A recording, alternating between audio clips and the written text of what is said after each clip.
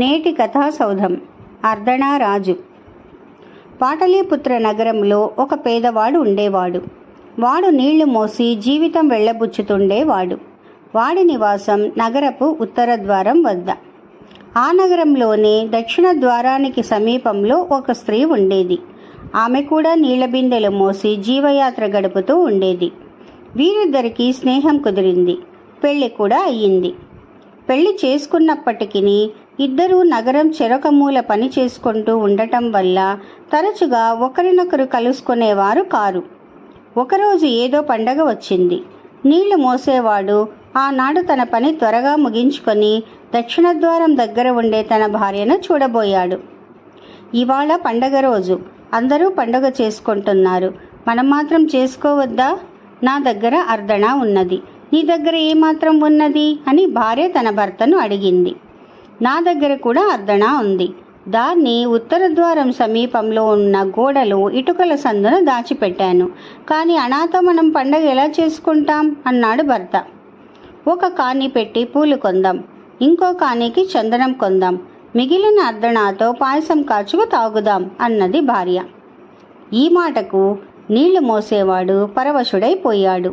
తాను తన భార్య కలిసి పండగ చేసుకోబోతున్నామన్న ఆనందంలో వాడికి ఒళ్ళు తెలియలేదు.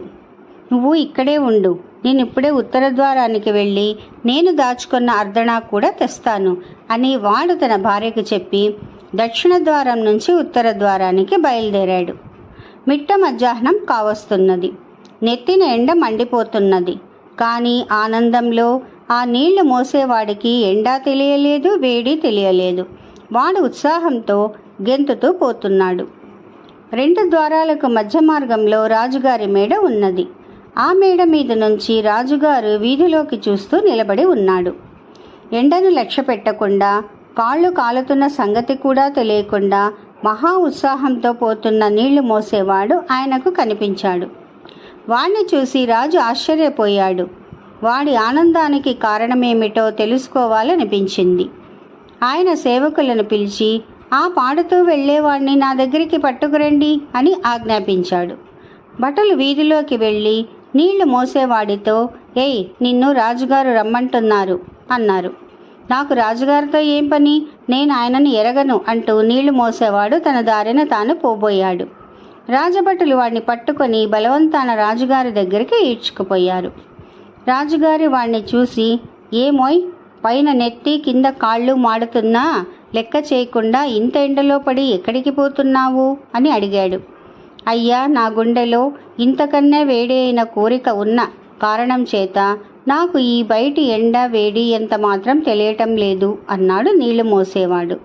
అదెంత గొప్ప కోరికో కదా అనుకొని రాజుగారు, ఏమిటా కోరిక అని నీళ్లు మోసేవాడిని అడిగాడు.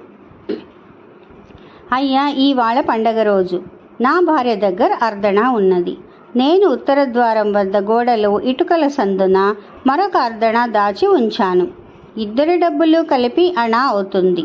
అందులో కానీకి పూలు, కానీకి చందనం కొని మిగిలిన అర్దణతో పాయసం వండుకొని ఇద్దరము హాయిగా పండగ చేసుకుంటాం.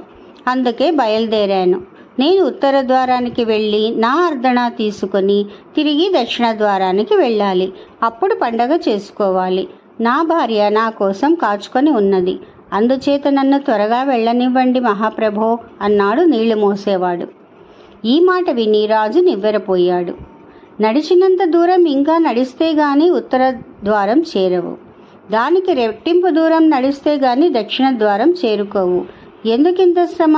నేను నీకు అర్దణ ఇస్తాను, నువ్వు నీ భార్య వద్దకు తిరిగి వెళ్ళు, ఇద్దరూ పండగ చేసుకోండి అన్నాడు రాజు. చిత్తం, తమర అర్దణ ఇవ్వండి, కానీ నా అర్దణ కూడా తెచ్చుకుంటాను అన్నాడు నీళ్లు మోసేవాడు. ఆ అర్దణ కోసం ఎందుకు మదన పడతావు? పావలా ఇస్తాను, తీసుకొని దక్షిణ ద్వారానికి తిరిగి వెళ్ళు అన్నాడు రాజు.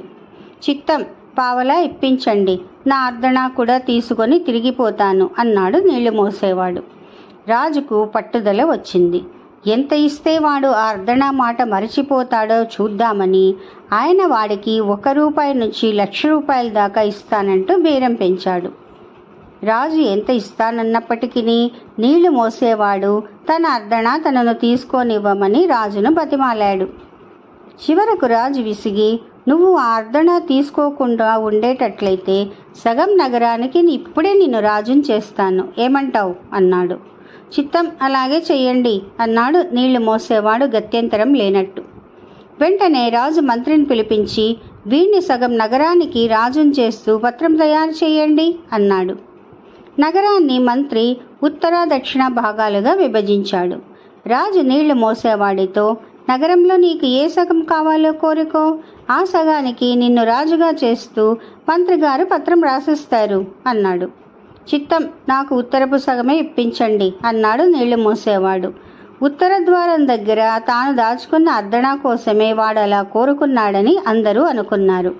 రాజు అన్నమాట ప్రకారం నీళ్లు మోసేవాడిని ఉత్తర నగరానికి రాజు చేశాడు. అయితే ప్రజలు ఈ రాజును అర్ధణా రాజు అని మాత్రమే పిలిచేవాళ్ళు.